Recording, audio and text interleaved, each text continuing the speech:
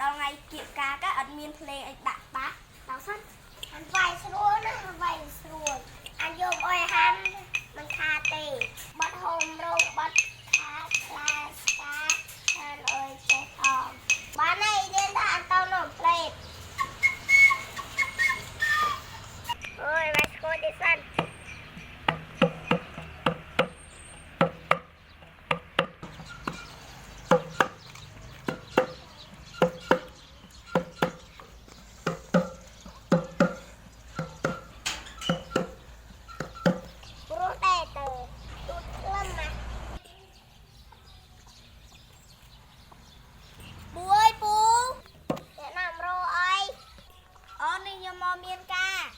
មានការអីគេ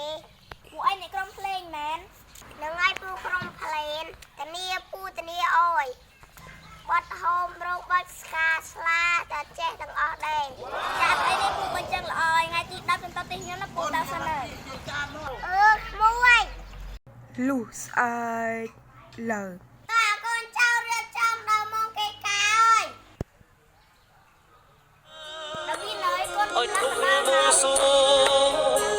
សែននេះហៅហើយនោះក្រុមស្គមមកដល់លីដឹងយាយក្រុមស្គមមកដល់ហើយចូលមកក្នុងមកពូ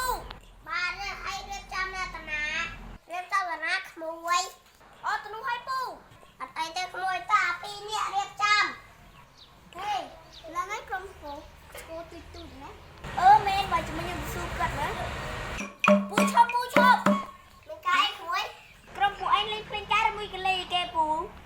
មកគួរសួរភ្លេងការនឹងឯងហើយមានតែស្គរអីទួចម្លេះពូគាត់សួរដល់ពូទូស្គរពូទូតាចាអីទេពូចង់មើលគេក្រុមស្គរអញចោះហេមកយកឯងទៅសួរគាត់ថាតែរឿងគាត់ទូចរបស់អីគាត់ទូចដែរអត់អីទេចឹងតោះតែរៀបចំខ្លួនតោះលេងទៀត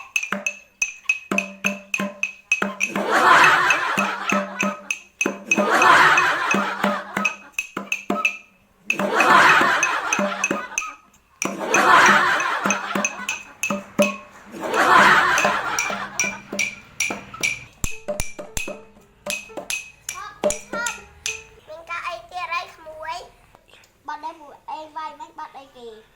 បាត់ហមរោងបាត់ហមរោងអីអត់មានអ្នកច្រៀងមែនផ្លេចចាពូច្រៀងតែវិញសិនទៅចាពូអត់មិន